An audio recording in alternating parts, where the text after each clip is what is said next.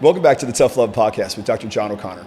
Today's guest, Anthony Codispoti, accomplished martial artist, financial guru, and longtime friend. Anthony, welcome back, brother. What's up, my man? So excited to get you on the pod today, brother. I am beyond proud of you and your recent accomplishment that you did that was like, kind of just blew my mind. Just watching you do it and everything is about, and I just want to tell the world what you just did as far as becoming I call you a ninja, but give them the breakdown of what that was all about. A year ago, my instructor came to me and said, it's time you have to test again. And initially it kind of struck me like, I got to test again.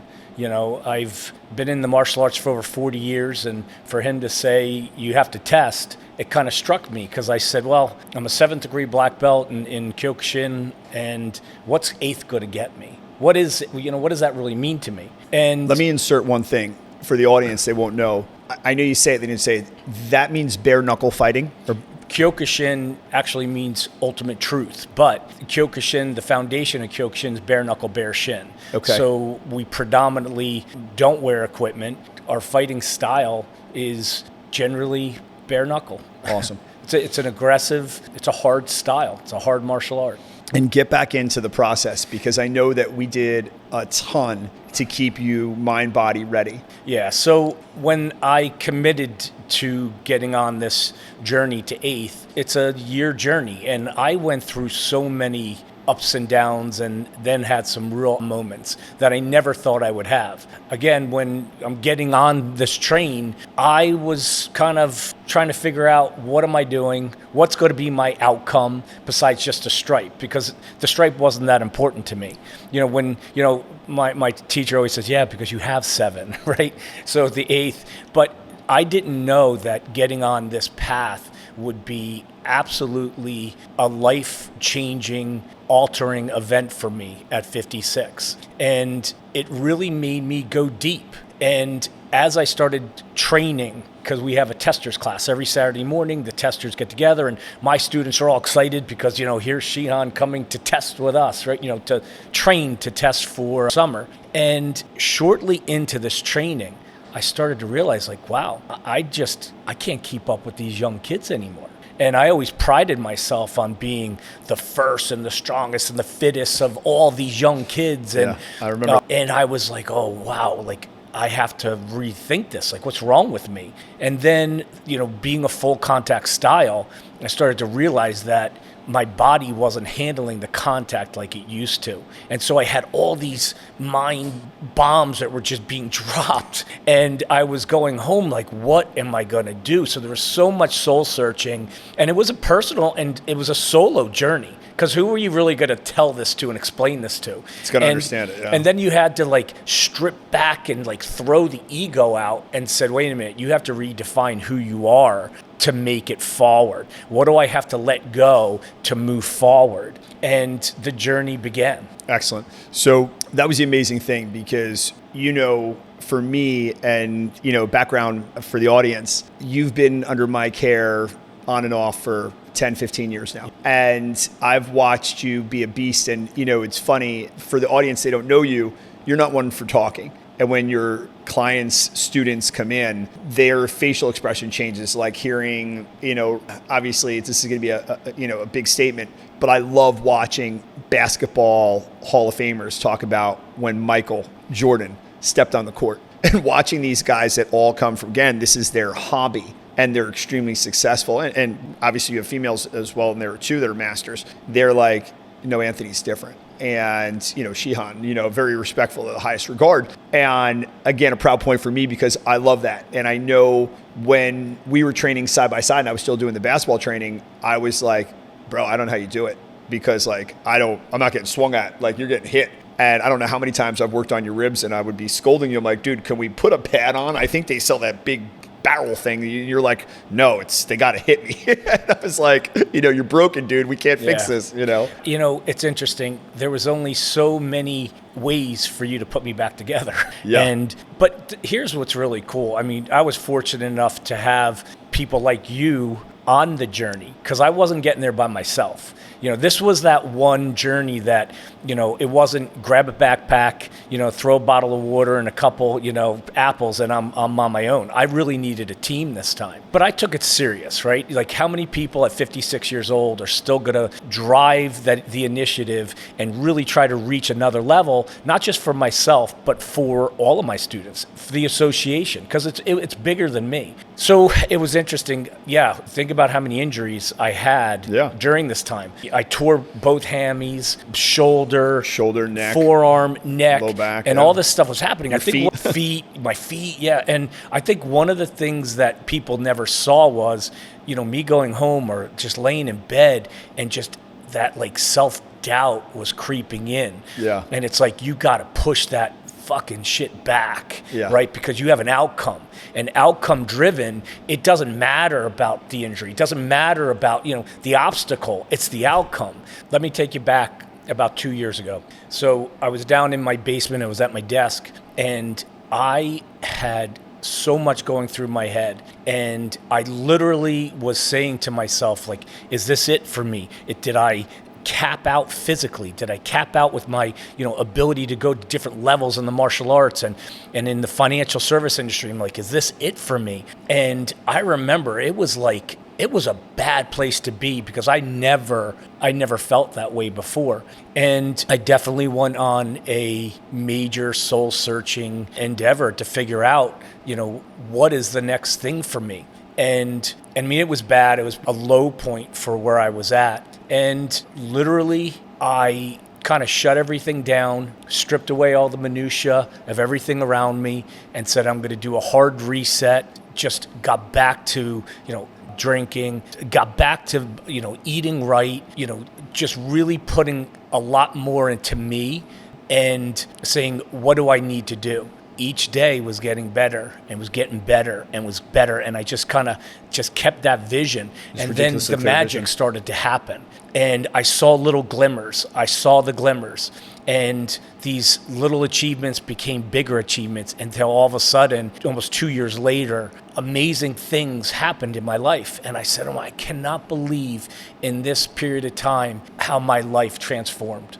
Love it. Yeah. And I was talking that when we were off set, that last 3 or 4 months, obviously I was with you multiple times per week and we were putting out some fires, but every day with wealth management, you're dialed in. And the one thing that, again, it always makes me proud to call you a friend is you look at them like your extended family. How did you feel like you were able to service to them? And did you feel like that clarity that you had in your, in that restart, if you will, 24 months ago, where did that go when it was coming to a head in this last 3 or 4 months? Were you distracted or were you locked in? I was totally locked in. Mm-hmm. I was locked into the outcome. And, when you talk about, the financial service industry, the martial arts, or just friends in general, and just people, in life, I love to help. It doesn't matter if I wasn't in the financial service industry, if I wasn't a martial arts instructor, I would be doing something that I could have an impact on people, right? Because I love to help people. And I think that's really important. And what was interesting, John, was when I started to, particularly on the financial service side, people was like, oh, it's not all about the money. I'm like, no, it's not. It has nothing to do about the money. And yes, it's about the money, but no. The outcome is, am I taking care of my clients? Mm-hmm. Right? Are they having great outcomes? Am I really helping them? They call me with an issue and like, boom, I'm there. I'm like a fireman, putting out fires or, whatever it may be. The martial arts side, students, listen, we're there to inspire the student as well. They're going to have bad days and you have to help navigate them through that. Well, obviously you've been one of the guys that I center around when I'm doing my networking, where I put like all alphas in the room. And one of the things, and I'm always a student of other people's games. I feel like that's how you really just sharpen the blade. And it was very cool when you said, I have a guy, like whether it's the accountant or an attorney for wills or this or that. And it was powerful to see. And I've watched that for over a decade now. I'm blessed to feel that I'm one of those guys, that you're very quick to insert yourself, to your point, is to help. And that's where I kind of coined the word the ninjas, because I've always said to people, I I was a very good connector, right? So if there was a need and it had nothing to do within my sphere, I knew somebody that was like, when somebody got hurt, I didn't even question it. I said, you got to call Dr. John. I don't want to talk to you anymore about this. Call Dr. John, because I know they're going to have a positive outcome. And I think that's very cool to have that circle of people that you have so much faith and trust in that you can pass your best of people, family, friends to you, and to know that they're in good hands, right? Without a doubt. I remember it was a very difficult time. It was just passing your father. And I always say, when people give me their kids or their parents, and I treated your father too, and I remember him holding court in the center of my clinic, and people to this day would ask about him. But your mom was hurt. I got on the phone with her. You knew she was the boss of the family, but it was, what I loved about it was seeing you shift gears as an alpha and go into son mode and like step back and let me do what I do. And I don't think people really understand how much of a skill that is. It's not a lot of times what we say, but how people feel from the words we choose.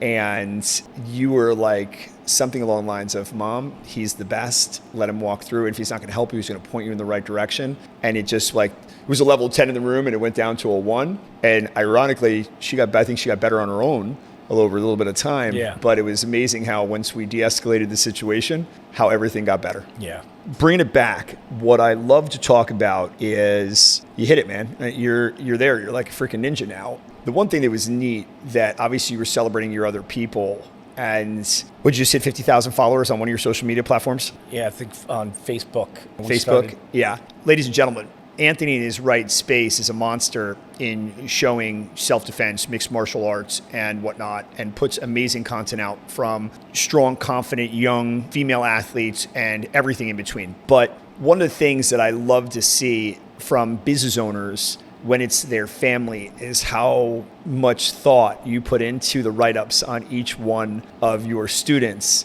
that elevated their level. Yeah. And the gifts. And I even got a gift. Thank you very much. I think that goes as a testimonial across all the borders, right? I think business doesn't, you don't have the on face for this. I think you carry yourself across all of your walks that way. Yeah, I think, what you're speaking to was when I was going for my test, obviously there was so many people that helped get me there. And I just was thinking of, what are some thoughtful things that I could give people that just showed them, number one, that I cared and I was thankful for them. But I also wanted it to be a little something where keep it on your desk, keep it on your bedside. So every time you look at that, I want you to think of, what do you want to accomplish? Be inspired by it. And there's going to be days that you're not inspired, and you look at that and you say, I think I gotta pick it up a little bit. So it's a special time, and those were very special gifts that I gave everybody, and you got one of the ninja gifts. But what I found to be interesting is when I got on this path, it was so personal because I got so introspective. I was really thinking about the transition of me in life. I went from just being known as just getting in there and just grinding it out, being tough, always just, always being that big life on the mat, and saying, wait a minute, I got to transition to something different if I'm going to have a positive outcome. And I had a lot of conversations with my instructor, Dan Solar. And what's interesting is, I've said this to you before, the quote, you can't read the label when you're inside the bottle, right? You can't read the label when you're inside the bottle. And here I am in the bottle. And you are just putting your faith and belief in other mentors that they're going to give me the guidance and touches that I need to help move me forward. And you just have to have the faith and belief that they're going to tell you, and you're just going to do it. And I think that fast action for me is what helped get me to where I am. So it wasn't me sitting there, well, John, I don't know about that, but it's like, no, faith and belief. Like, remember when you said to me, Ant, you're done with golf until your test is over. Yeah. And I'm like, yep, yeah, God, he's right. And by the way, he was, for the record, I don't often get that where I drop the hammer on him to tell him what to do. Oh, yeah. So I had to look in the mirror and get ready for this. Like, I was like putting on my best acting face for the Academy Award because I wasn't sure how he was going to take it. Grabbed my shoulder. He's like, you're done. You're done. I was like, I'm going to just tell you, I didn't want to stop because it's one of my great pastimes of just de-stressing and all that, but my body couldn't handle that hard of training, what I was doing for the martial arts, and then now let me tell you, I have the whoop. And what I find to be interesting is I could be in the sparring, lifting, pitting, punching, burpees, up, down, crazy stuff. And then I go on the golf course or the driving range, and my whoop day strain is harder for golf than it is martial arts for me. And I knew you were right. And as soon as I committed to stopping that nonsense and just keep focused on the journey to eighth, that really was a good wake-up call for me. I agree. And the thing about it is you had a moment with your Shihan where I remember that because I was in a similar spot when I was pushing my training to get to elite, that when NBA players and WNBA players came home and I was aging, I was pushing them as hard as I could, and it was breaking me. And you were talking about, destroying the wood and the bricks and the cinder blocks. And I'm thinking to myself, those are broken bones. Okay. And I'm just processing it medically. And you're like, no, just go through it. But you were thinking about it. And that's never been a part of our relationship where you don't think, you react, period. Right. And you were thinking. And I was like, well, I don't know. You're a ninja to me. Like, how many do we have to break? Is it like 5 or 3? I'd be impressed with 1, but the reality was I was trying to get my head around it. Like, is it you in front of your students? Because you've always been that monster. Yeah. And then I was like, event there. Like, everybody's watching us. Yeah. And it was interesting I had torn my rotator, and it was awful. And it was like a short amount of time before July came. And in my head, I was like, I cannot believe this is happening to me right now. I got a break with this arm, and I could not move. And of course, we were on it, right? Yeah, right away. One of the 9 body parts. Yeah. But the interesting thing was, I didn't really fully know. Like, we got to the point where I had mobility and I could do what I needed to do. But I said to myself, this is not a question of will I commit to slamming my body into this concrete to break it, but what's wrong with me? Because we still don't fully, I didn't know completely. I didn't go get the MRI yet. And I said, man, I guess I have to dial it back. And again, that journey of ego, like, you have to let the ego go. So it was a little humbling. I said, okay, I'm just going to do 2 bricks, 3 bricks, and then whatever, which was nothing. It was very, very nothing for me.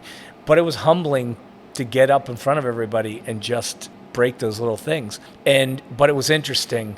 The feedback from everybody was like, that was great. Well, that was nothing. That was like, I felt like a little child. It's like, no. It's like how you did it. It's like, and all of a sudden you start listening to this different, like, holy crap. Like, I didn't see it the way you saw it, but there was a lot of moments to get to that day, working through that weekend, and I was amped up for it. I was ready. Like 100%. And usually, like, when I go into anything, it doesn't matter what it's going to be. I over prepare. I just keep going until, like, when people find out some of the things that I've done for other events in my life, they're like, what, are you crazy? And then I look at them and say, are you crazy? Because that's all you did for this? But when you over prepare, it's easy. And you go into the event, and the next thing you know it, something that should be extraordinarily hard becomes easier. But here was the difference too with my test. I always went into testing, and I've had many tests over 40 years. I've always gone in, like, still with a panic-driven, like, sense of, even when I'm there, I'm like, it's in my head. I got to keep going. I got to keep driving. And when I was like a week out, and I was in your office, and you're like, how you feeling, babe? And I'm like, I'm ready. I'm where I need to be. And that was interesting for me. So, like, but again, when you have good people around you, you have good mentors around you, and they're concurring, like, you're where you need to be. Yeah. Now I just got to show up, and now I got to do it. The amazing thing, and today's pod is going to build into another one, but as we wrap this up, probably the amazing thing that I saw with you, and for me as a basketball trainer, coach, and player, I loved watching the history that Kobe and Michael Jordan made. And Kobe compounded Michael's success, and Michael was like first one in, last one out. Kobe was the first one in at 3 a.m., back in at 9 a.m., back in at 12 p.m. And he was like, I'm going to do it 3 times a day. And the way I calculated my math, that's 21 times a week, which is 3 times more a week than you. And in a year, I'll have practiced 3 times more. And the way that you would always talk about your conditioning at the dojo, and then the fight days versus the kata or whatever, like whatever the style stuff and this and that was all you, and the layering and the preparation. And so to me, that was how I looked at it. I was like, I'm not worried. Well, you know what? Let me just say one thing. I love what I do. I love what I do. I love the financial service industry. I love to get up in the morning, go to my office. I love the martial arts. But when you love something to that degree, it's always easy being first there and last to leave. Yeah. Because, and mind you, let's just say, the Kobe's and the Jordans are, on the floor there 5 a.m, 4 a.m, whatever it was. Everybody else is sleeping. Everybody else is thinking about where they're going for breakfast. Everybody's thinking about their bagels and coffee, and I'm on the mat. And I always loved that. And that's my time. It's for me. Focus on what I want to do. And it's, again, if you love what you do, it's always easy to be first, on the mat. The one thing I will say is, I know that I test you. You don't even realize I'm testing you, but I don't know how many times I've asked you on the nights that you're instructing, you're the lead, and you never miss. Like, it's not even like it's almost like you have like a neurological tick to it. I'm like, oh no, I'm teaching time. I'm going to tell you something funny. When I never understood how I do it, but there's days where, I'm working all day, then I get in my car, I go over to the dojo, I'm teaching all night, I'm up at 6 and I'm closing the dojo at 9. But I feel like when I step on the mat, something happens to me. I could be like my arm, my leg, I'm tired, I'm this. And it's funny, I shared with my students a couple months ago, I said, guys, you want to know when I'm really just spent and I just don't have it in me and I'm here and I got to teach? I said, when you see me get up, we go through the warm up, and the first thing I make you guys do is it's a step over and side thrusts. And side thrusts are hard and they're aggressive, but I do it aggressively. It's the hardest probably exercise I make everybody do. And I said, I do that? I said, because when I'm that tired, I'm going to find something that's going to inspire me where I know it's hard, and I'm going to just up my level and just do it. And it kind of just snaps me into that moment. Shakes off the fatigue. Whatever it is, It's just like, I'm going to do what's hard instead of what's easy.